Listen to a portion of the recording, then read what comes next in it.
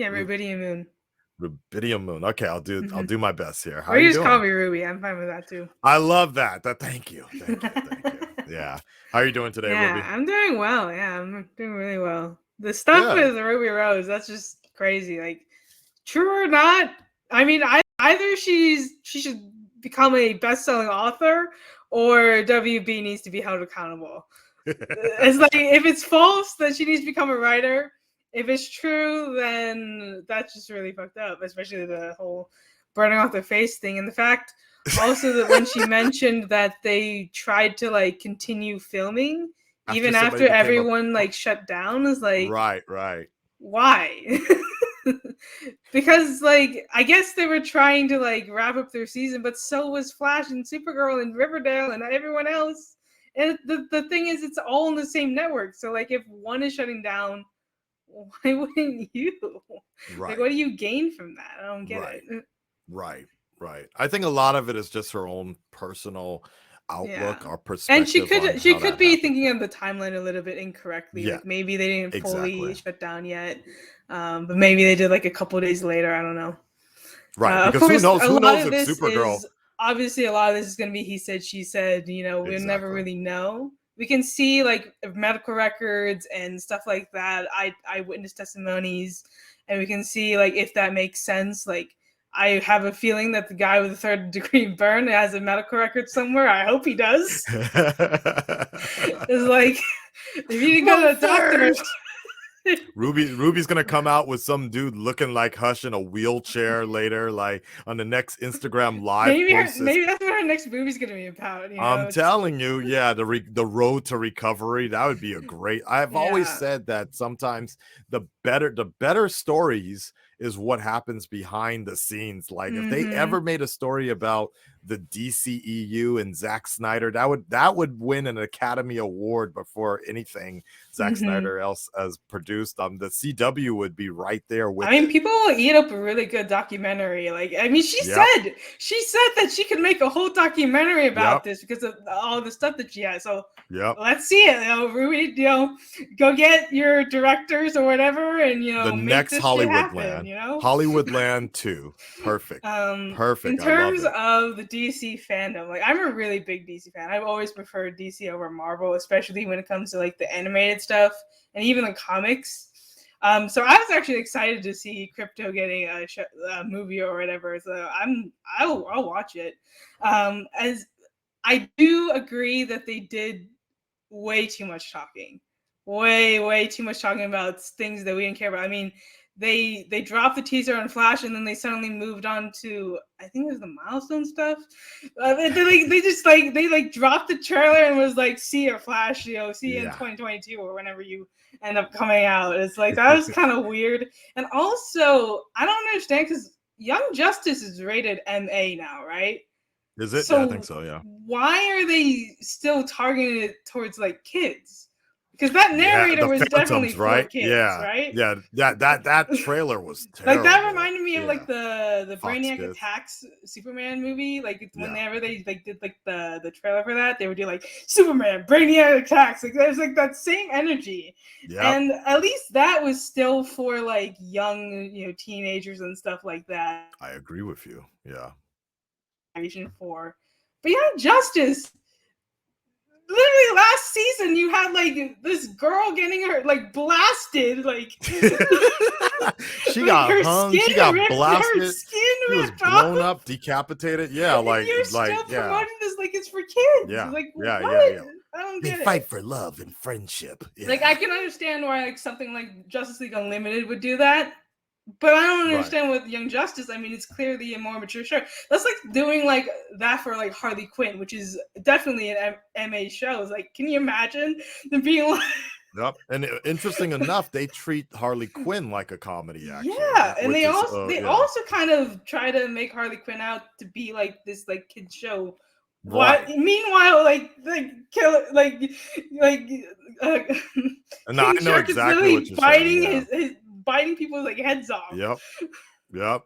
It's Oh, just there like, was actually, now that you mention it, now there was a severe lack of actually WB. There was WB animation, but the kind of spin-off shows and like for example, Injustice, they did showcase that, but it's not like they really showcased anything coming down the line, the yeah, pipeline of like they newer think stuff I in feel that like they world. think Yeah. that the animated side isn't as popular, which is weird because that's their strongest market. Hands down, that is their strongest market.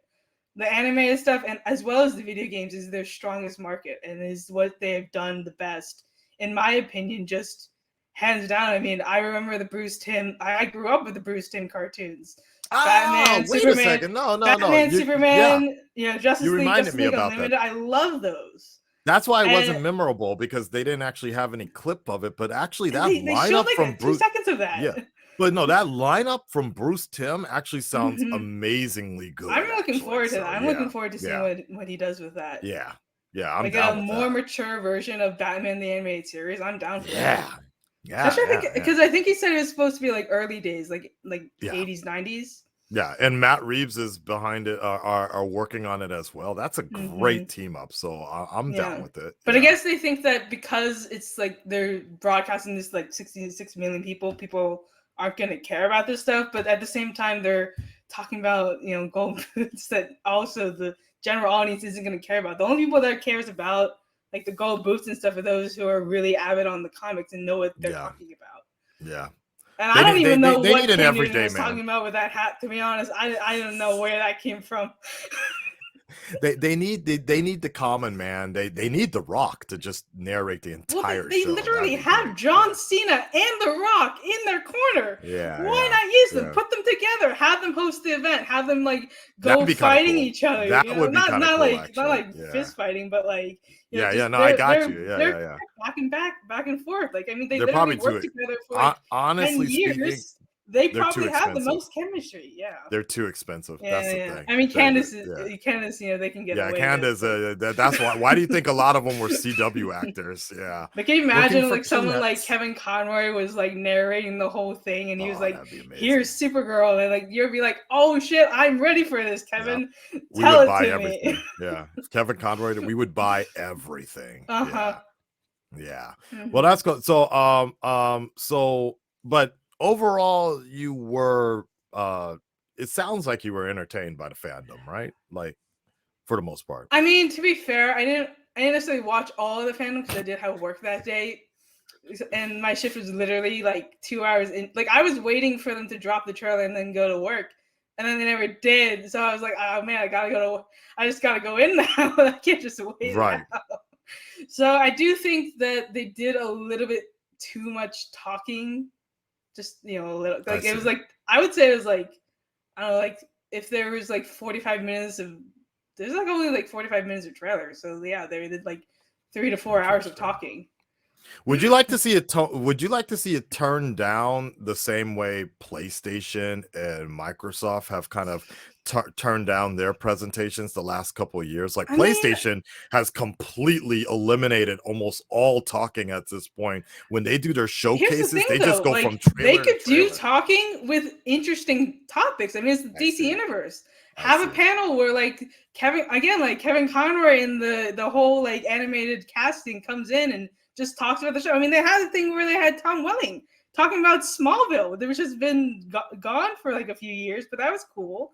Like having a recap of Smallville. Like they have a huge lineup that they already have. Like, why not talk about those things? Like remind people of those things. What if it was really a virtual? Because one of the reasons it's all like pre-recorded is because of COVID. But let's just say next year, what if they just rent out the WB studio and they actually do real unscripted panels, but that would be really cool. But that also means that's going to extend everything by 6 to 8 hours or something like that. So, but they have a live stream the entire time. So they have these panels set up. And then after, all the celebrities leave, they cut to these like announcers that are in doing the in-between stuff. They roll commercials. And then at the top of the hour, they do the next panel. Is that something that you would would you be I mean, interested they in? could easily do like a virtual Comic-Con where they have like different channels. So that's what Twitch does sometimes when they do their like whole Right. panels thing. They'll have like different like channels broadcasting different content, and you can just switch between live streams Okay. to see what you're interested in. And WB definitely has the funding to do that. I mean, they launched their own streaming service with the Right. DC universe, and now they're being backed by HBO Max and AT&T. So there's no reason why they couldn't do like a virtual like Comic-Con almost, where they have one where they're like just basically showing like all of the trailers, and they have one where you can go and talk to like maybe do a Q&A with like the CW cast or whatever, and then go check out like some of the games. Maybe they have some like demos later down the line of things that you can like try, because people are talking about like not being able to see gameplay. Imagine being able to just go into a room or a virtual room and being able to actually try it out yourself. Like, it might not be in its final stages, but you at least get to see what they're trying to do with it. Right. I get you. Because that's well, what like TwitchCon or E3 will do. Like, they have like live demos for people to try. I suppose something to also keep in mind though is that, you know, when you're talking about E3 and TwitchCon and things like that, that's their livelihood. That's all that they deal with. Like, WB ain't give a shit about what's going on online for a bunch of people watching, and like, they know it's important, but at the end of the day, they are a movie studio that is trying to make movies. Like, they're not trying to invest that much into a virtual Comic-Con and things like that. But then the question is, why have the separate event to begin with if you're not going to invest in it? Fair enough. No, that's a good point. That's a very good point. Yeah. So we'll see. I guess if there was money to make, and there, I mean, 66 million people, 3 times more this year, you know, let's hope that they really think hard about it. And it's like you said, like, this was the stuff with like, they didn't really have a strong lineup. Imagine when they get their shit together and they have stuff like, you know, like you know, I don't know. I mean, I guess we don't know if they're actually true. I mean, there was again like rumors about the Lobo movie that's been canned. There was like that one time when there was supposed to be a Batgirl movie, and then the stuff about Joss Whedon came out. And then there was supposed to be a Blue Beetle movie. And that's why they couldn't be put in like Legends. But then they never did it. I think they moved it to HBO Max. I think. Yeah, I think that's why they're doing that. I don't know. It's okay. As long as I don't get canceled this year, Ruby. The Lobo movie is coming out next year, starring me. There you go. All right, Ruby. I appreciate it. Thank you so much. Yeah, thank you. It's nice talking. Yeah, talk to you on the next one. Yep. Okay, bye. Cool. Yeah, man, some really good ideas. Like, yeah, she does have better ideas than the WB right now. I like, you know, again, what it really comes down to, like if you guys have ever been in this industry, like, people come up with some good ideas usually at the table, but a lot of it just gets thrown out. A lot of it gets thrown out because there's usually one dude at the top, or people at the top. Like, Jim Lee is probably that guy. Like, he's like, yeah, these are some great ideas, but then he needs to manage that with financing, a board of directors, and he needs to convince them that it's worth investing in this stuff. And it's usually people that have never even heard of the internet. Like, for them, the most they know about the internet is they'll dial up with AOL or something like that, and they're like, you know, they're like, can I print it out? Can I print out my map from Google Maps? Things like that, right? So a lot of these ideas just kind of get shut down. And then on top of that, just dealing with a pandemic and trying to get people, when you're outsourcing a lot of this material, you know, WB doesn't have these people in-house. So then they got to figure out how to have these companies builds this for them, and if it really is worth it. And like I said, now with 66 million people tuning in, you know, with 66 million people tuning in now, that should be more than enough encouragement to want to build a better universe, to build a better convention. All right.